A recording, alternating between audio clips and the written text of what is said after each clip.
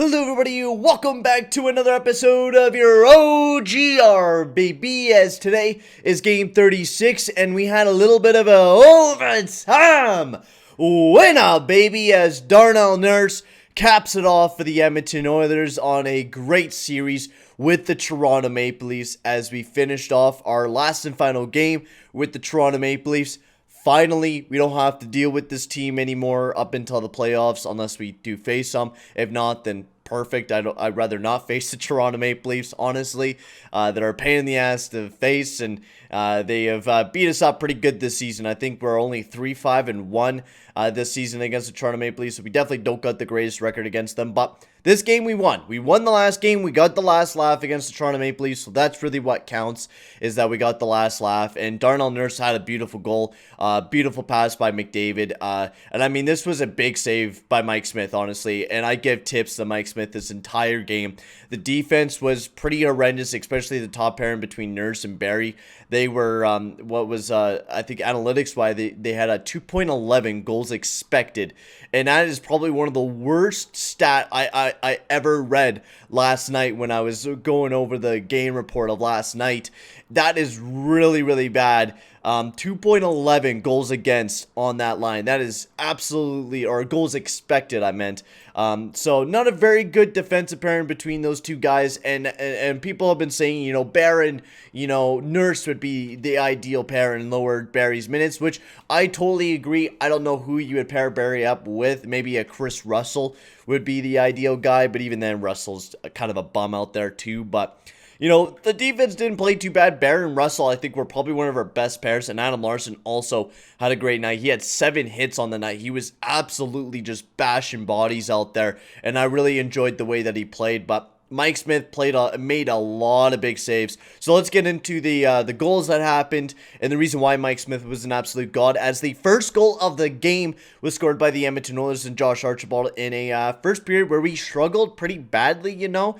We didn't really get a lot of offense, but Josh Archibald got the first goal of the game. It was a nice chip up from Russell. The Maple Leafs weren't able to keep it in, and Josh Archibald sped, and he had a nice breakaway, got past Morgan Riley, made a nice little move there on Hutchinson, forehand to backhand, right through the 5-hole, and big first goal for the Edmonton Oilers. And I think this is what we really needed, you know, that first goal of the game, but we didn't really, you know, capitalize on it. Marner and Matthews both scored goals right afterwards. Marner with a absolute filthy goal there on Barrie, absolutely undressing him, which I don't know what Barrie was doing. Somehow he got onto the outside of Marner, not on, like, you know, in front of him.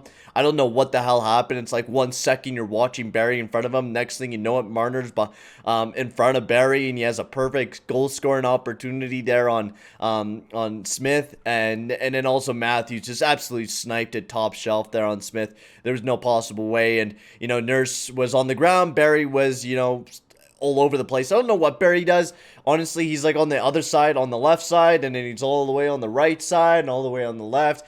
I don't know what Barrie does defensively. He is like so clueless. He's like a I don't know. I don't know even know what to call him. He's like a deer in the headlights half the time when he's a defense.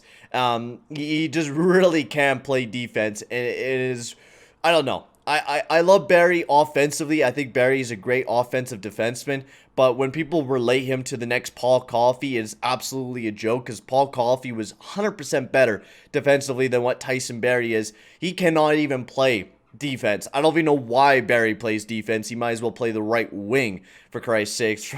You know, a lot of people say that on Twitter, and I do agree with it too. It's like the Brent Burns, right? You look at Brent Burns, he might as well just play forward, because Brent Burns can't even play defense, right? He makes the good breakout passes, but, you know, Barrie might as well play the right wing. He looks like a really good skater and would be a perfect right wing for the team. No joke. The second period was pretty slow. No offense happened. Mike Smith made a lot of big saves, which is the reason why he had a very nice, respectable .935 save percentage in this game until the third period, when Kyle Turris took a puck off his ass and it went right into the back of the net as Larson absolutely teed it up from the point. It went right off of Kyle Turris' ass, and he got his second of the season. You know, you know, I was a big, not a big doubter of Kyle Turris right off the get-go to start the season off. I was, you know, a big supporter. I thought he was going to really help with the third line, and then he kind of didn't. And then he was put on the second line, and I was like thinking, I'm like, what the hell, Tippett? What are you doing? Like, what are you thinking with your thought process on this thought of putting Turris alongside of Nuge and Yamamoto? And, it actually worked. It worked pretty well, and I'll give tips to Tippett on this one that he knows better than me. This line actually played pretty well. Now, it definitely wasn't the best line in the world. Yes, they did have some struggles, but, I mean, Turris won a lot of faceoffs, and he was one of our best faceoffs guys compared to a Gaetan Haas. Turris he took a lot more of the faceoffs, and we struggled in the faceoff dot all night long against the Toronto Maple Leafs, 44%. So if Kyle Turris, goes out there during an offensive zone or even a defensive zone faceoff, Kyle Turris is huge for us, especially since he's able to win some faceoffs for us, especially for that second line where Nuge, only had 33% at the faceoff draw on that top line between Draisaitl and McDavid. McDavid had 27 and Draisaitl had 35. So seeing Turris, able to win some faceoffs for us, that is a huge bonus for us. Even if, he's not the greatest player out there, Kyle Turris is able to win some faceoffs for us, and I think that's going to be a huge help for that second line, and it was evident. The second line didn't play too bad. Turris is a good pass pucking guy who can get it to Nuge, who could score a couple, or Yamamoto, and I thought the line did very well, and it was able to tie up the game right off the get-go in the third period, and of course, Darnell Nurse with the game-winning goal there. Sorry guys about that. My camera died on me. I forgot to charge it last night. I accidentally left it on. So we're going to quickly wrap it up here in just a little bit because I don't got very much charge left. And I don't got too much left to talk about as we were finishing up talking about Darnell Nurse's very nice goal, which was an absolute gorgeous goal to say the least. It really was. It was a nice pass by McDavid and a nice goal by Darnell Nurse, and I absolutely love his reaction where he sticks out his tongue and he's just absolutely excited to win this game, which he absolutely deserves it.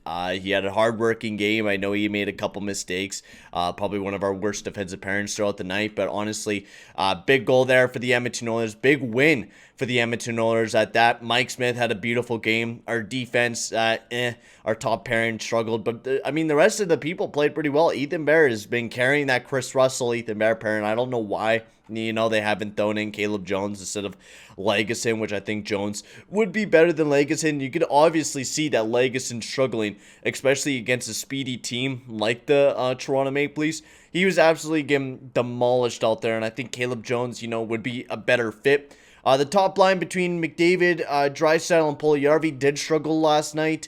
They definitely weren't playing too well, but that's just how it's going to be. Some nights for that line, they're going to struggle. Some nights are going to do great. And that line, they got shut down by the Toronto Maple Leafs, but our depth scoring came in huge from Archibald and Kyle Turris. We'll have to see how well we do tonight. Sorry guys, there wasn't a big old episode like usual, but there wasn't very much to talk about, nor did I watch the full game. I practically took a nap because I was over at my buddy's during the weekend, and we stayed up until 4 a.m. and I kind of woke up pretty early yesterday, so and I was a little hungover as well, so I didn't really get to pay attention too much to the game, but it was a fun game. When I was watching it, I was just watching it while I was on my phone and relaxing. It was a good game. It was a good game to see the Edmonton Oilers win, and finally we got a win against the Toronto Maple Leafs. And also Matthews, who you say he could play defense better than McDavid, huh? And he'd even back check to stick check Nurse.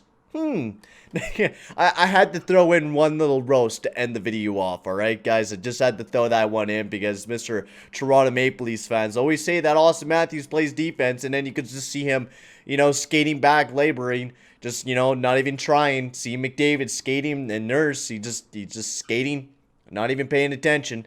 Dumbass. Yeah, can't even play defense. What are you thinking? Anyways, guys, thank you very much for watching. Make sure to like and subscribe, and I'll see you guys all in the next one. Adios, amigos.